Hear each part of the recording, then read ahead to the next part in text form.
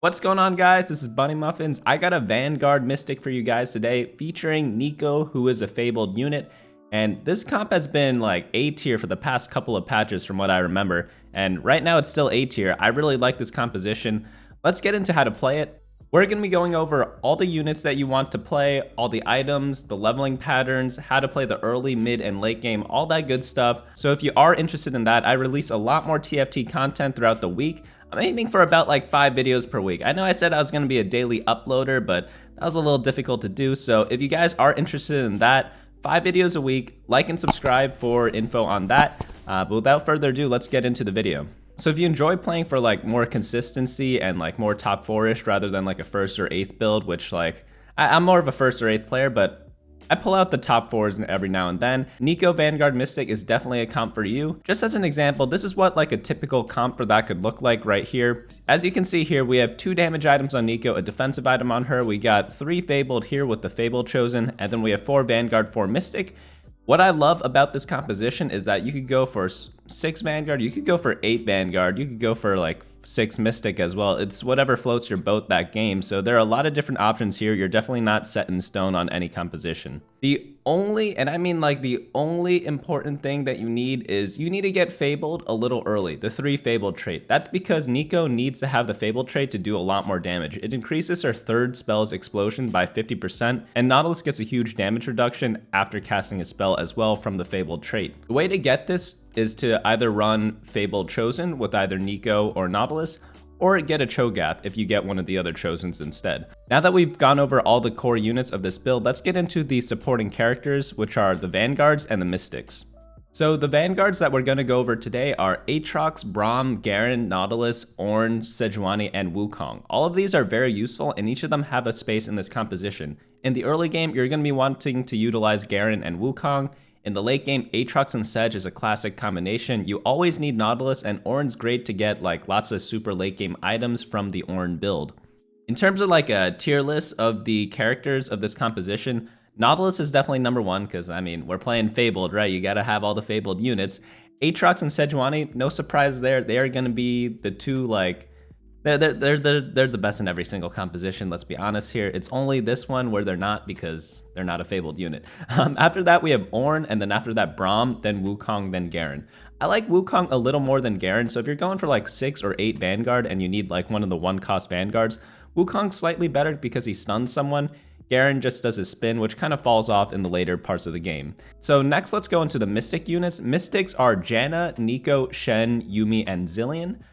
All of these guys are good. So it's like Mystic's a type of trait where it's like the trait itself, maybe not the best in this current state of the game right now. It could be a little stronger, but all the units individually are very good. So in terms of the tier list for the Mystic units, Neeko's obviously at the top. Then we have Yuumi and Zilean tied for 2nd. And then after that, we have Janna and Shen. So Yuumi's really good because of her heal and the attack speed buff. Zilean's really good because he revives a lot of your team and he's a legendary unit. But both of them are really, really strong. We'll get into when to play either of them in the late game. So a typical leveling pattern for this comp is if you feel strong in the early game, you could go level 4 and pre-level at 1-4 or level up at 2-1 or naturally at 2-3. This is all dependent on whether you're strong or not. If you're strong, I like leveling up at 2-1 or 1-4. If I'm weak, I just naturally level up at 2-3. And then for level 5, if you can make 10 gold, level up at 2-5 to level 5. If not, level up to level 5 on stage 3-1 if you're on a lose streak, for example. After that, it kind of evens out. You could converge both like paths into one. And for level 6, we level up to level 6 at stage 3-2, like with most other compositions. And then after that, you're going to roll a tiny bit, and how much depends on how strong you are at that current state of the game. So if you're on a huge lose streak, you might need to roll a lot more gold than had you been on a win streak. You just need to stabilize, maybe find a new chosen, things of that nature. After that, level 7 at stage 4-1, and then at that point, you want to roll for Neeko 2-star and the Fabled trait. So Fabled trait, again, could be Fabled Chosen or Cho'Gath. One of the 2 will work. And then for level 8, I'm going to give you guys a different suggestion than I have in the past. Normally I say like go level 8 at this stage here, but that doesn't work for this composition. In order to go level 8, you need to decide if you are slow rolling for Neeko and Nautilus, or if you are not slow rolling for Neeko and Nautilus. If you have a lot of 2-stars on your team and you decided not to slow roll for Neeko 3 and Nautilus 3, go ahead and go up to level 8. If you need a very specific trait, such as if you're a 5 out of 6 Vanguard, and if you level up, you could put in a 6 Vanguard, that's another reason to go level 8. But if you have a lot of Neekos and Nautiluses, let's say you have like 6 of each, you might as well slow roll on level 7 before heading up to level 8, and then once you hit the 3 stars, level up and then play as usual. Lastly, for level 9 is pretty rare in this composition, and you really only go level 9 after you have everything upgraded. That means 3-star Nautilus and Neeko, and then like 2-star of everything else on your team. Pretty rare occurrence, but if it happens, go up to level 9, add in something really cool, or add in like a super synergy, like maybe you have 8 Vanguard, you could go ahead and try to do that. Now that we have the basics out of the way, let's go into the strengths and weaknesses of the Neeko Fabled build. The first strength of this composition is that it is very easy to set up, and that is because Neeko is a 3-cost unit instead of a 4-cost unit. So while everyone's doing like a YOLO roll down on stage 4-1 at level 7 looking for like Olaf 2, Kale 2, they're probably not going to hit it. Some of them will hit it, but some of them won't. And because you are looking for a 3-star, you're very likely to hit your 2-star Neeko power spike, which should allow you to get a pretty good mid game compared to those other players. After that, this is a great composition to play when behind because, again, the reason stated above, you're able to roll at level 7. Not a lot of comps can do that in this metagame. Lastly, the items are pretty flexible for Neeko, and you also do not need perfect items for a top 4. Some of the weaknesses of this comp is that Last Whisper is super prevalent in this meta right now, and yeah, you're playing like tons of Vanguards. Last Whisper is going to counter you. It sucks, but you just got to live with it. There's going to be some bad matchups. You're going to have some great matchups because other attack damage compositions do not have the Last Whisper. So it's kind of like a double-edged sword, whether they have it or not. After that, Neeko does have like random targeting. It's not like Morgana where she has like slightly favored targeting. Neeko's literally just random, and she might just shoot it in the worst place possible, and it might be frustrating. But that's one of the cons of the comp, so you got to be able to live with that. After that, the units are pretty contested because Sejuani and Aatrox, they're in every composition. A lot of teams run Mystics randomly with like Yuumi Janna, Yuumi Zillion, or like Shen for the Adepts. And that means like some of the units might be contested other than the core units, which are Neeko and Nautilus. So you might not reach like your full late game power as early as you would like with this build. Now let's get into the item guide. So with Neeko, you generally want 2 offensive items and 1 defensive item. Let's get into some of the options for offense first. So for offense, Rabadon's Death Cap, great item. Jeweled Gauntlet, great item. Infinity Edge is useful only if you have the Jeweled Gauntlet. So if you have Jeweled Gauntlet to begin the game, your second item could be an Infinity Edge. If not, do not build Infinity Edge on Neeko. Like, I promise you, it doesn't work in the way you're thinking. It only works with the Jeweled Gauntlet. And then after that, Giant Slayer is an interesting item for offense if you are running into a lot of teams that are affected by Giant Slayer. These teams are Brawlers, this is Warlords, this is a lot of the reroll builds. This could be like some of the legendary compositions. This could be someone if they have a Warmogs. If you run into like 4 or more of those compositions in your game, it's definitely worth it to build a Giant Slayer. So I just want to keep that option there, even though it isn't one of like the best items on Neeko. However, sometimes you do have to end up building this item anyways, because if you get bows and swords in this composition, there's not much you can do with them. So sometimes I just make the Giant Slayer, even though it's suboptimal in the lobby. After that, Handed Justice is really good. It's a mix of like both offense and defense. And then Luden's Echo is a decent item to slam early, and you really only make this item if you are running really low on health and you have to build something, or if you have like so many tiers in the early game that you just need to start using them. Luden's is definitely one of the worst items out of everything I've listed, but it's just an option in those dire situations. Now onto the defensive items. So by far the best item, like it's not even close, Vanguard Spatula on Neeko. It just makes her super tanky, and yeah, none of the other defensive items give enough tank stats to like compete with Vanguard Spatula. So if you get a Spatula early, like you want to be getting a Vanguard Spatula for this Neeko, and there's just no other way to like put it. It's just the best. After that, Guardian Angel super good because when she dies, she throws out like a fade away ultimate, and then it kills a bunch of people. She respawns, she hopefully casts again. It's a pretty good defensive item on her. Lastly, Hextech Gunblade's pretty good on her too because she'll end up healing a lot. So if you ever have like Vanguard Spat in conjunction with like Hextech Gunblade, like you could have like an unkillable drain tank, which is kind of funny to see. So now on to the other items you could build on her. Tier items are also pretty useful. You could build Blue Buff or Spear Shojin, and both of these are very effective on her because she has 70 mana. It's like an easy threshold to get a lot of ultimates off with these mana items. You typically only make this if you get too many tiers or if you don't have enough offensive or defensive items for her.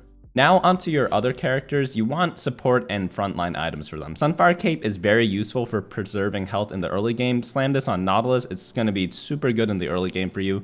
Morello Namicon is pretty good on Sejuani. Ionic Spark's a good item.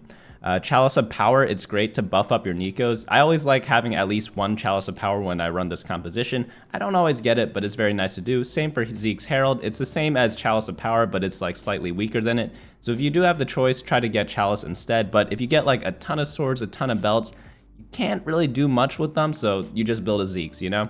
Warmogs is decent. It's not that great, but it is good because your Vanguards have a lot of resistances, so adding in like raw health can really boost their tankiness a lot, but you gotta be careful of Giant Slayers.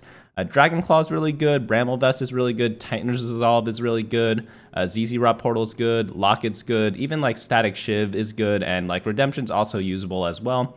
If you do know that you're gonna get like a 3-star Nautilus, one build I like to do is doing like a Titan's Resolve, Gunblade, and Dragonclaw on him, or Sunfire, Bramble Vest, Dragonclaw. Those are really interesting builds because he'll end up like soloing the entire team, and sometimes like my Nautilus does more damage than my Neeko with like a Titan's Resolve. It's like pretty funny to see, but you only go for it if you like know you're gonna get Nautilus 3-star.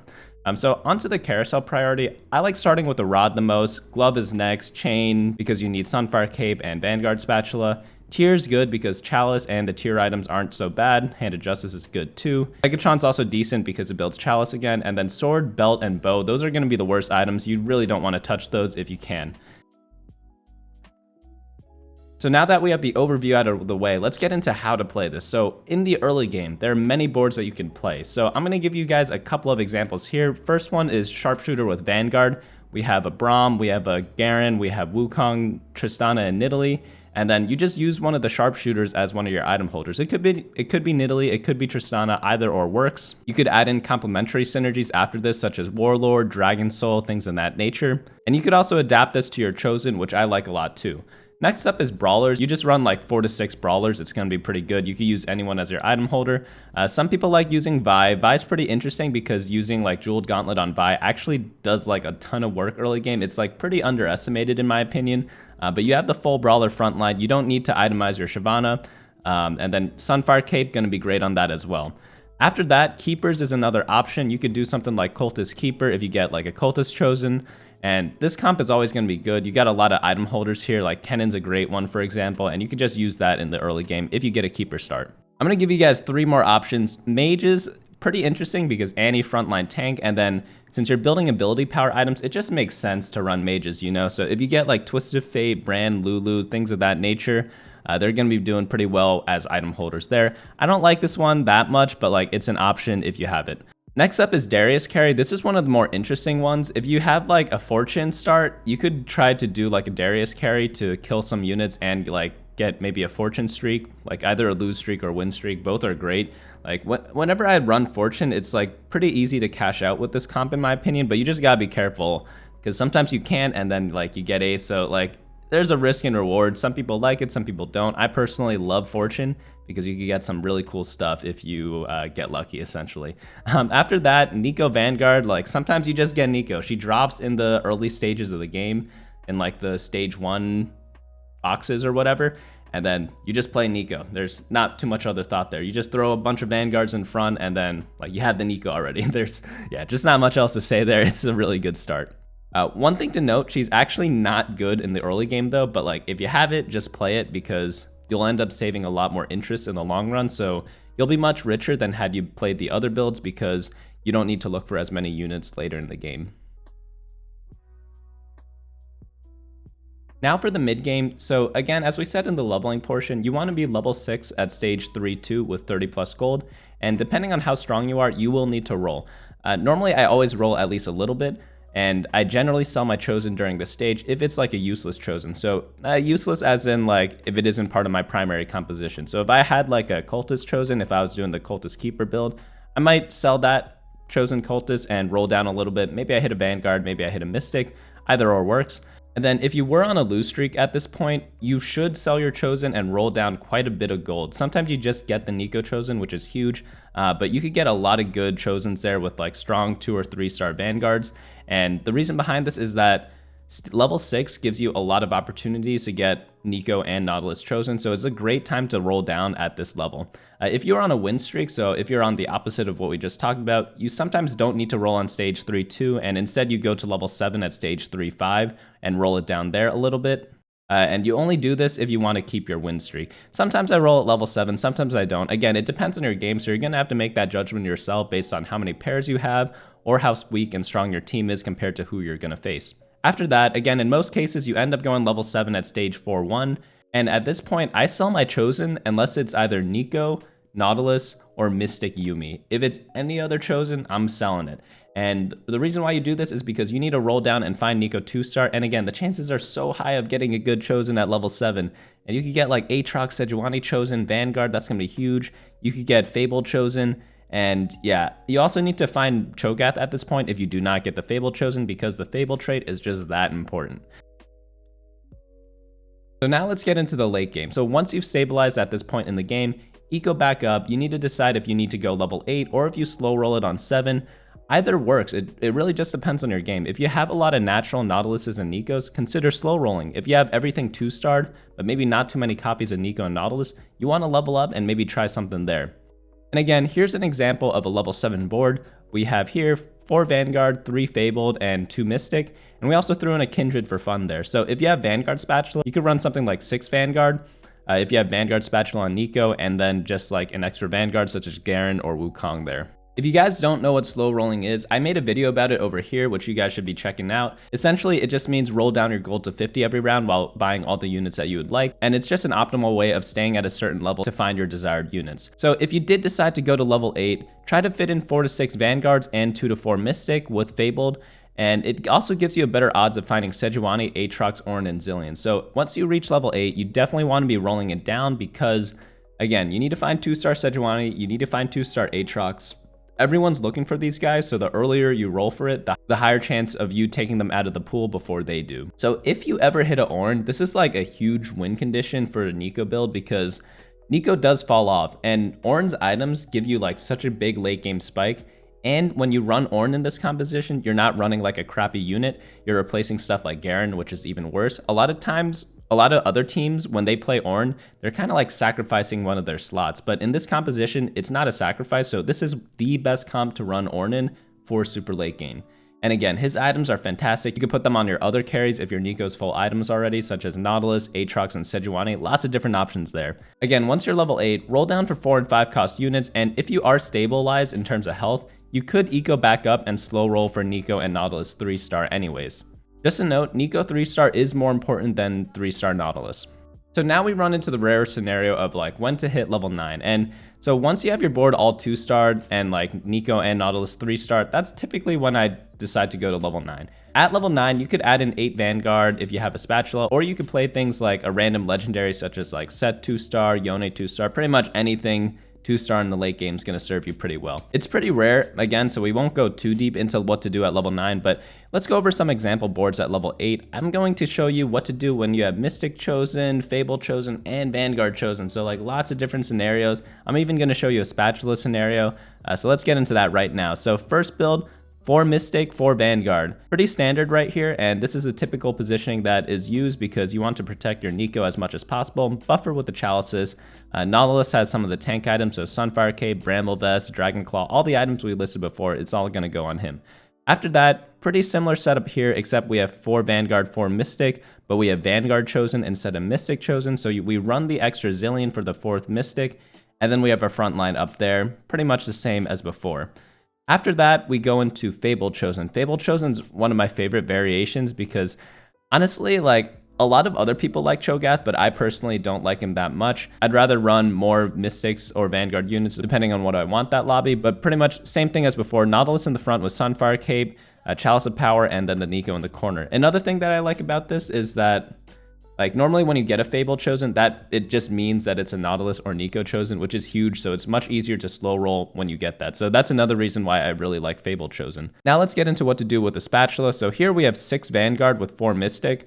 Again, it's the same setup, guys. I don't really know what to tell you, but like, yeah, just different variations of the same board with different chosens. Hopefully that gives you guys some guidance on like what units to go for based on which chosens you have, but this is what a typical setup would look like for all those different scenarios. And again, like these are just examples. If you're able to go 8 Vanguard in a heavy attack damage lobby, go ahead and do that. And if you need to play 6 Mystic because a lot of people are playing ability power compositions, go for 6 Mystic. The meta is going to change. It's not always going to be 4 Vanguard, 4 Mystic, or like 6 Vanguard, 4 Mystic. It's always changing, so you need to adapt to your lobby and adapt to your game.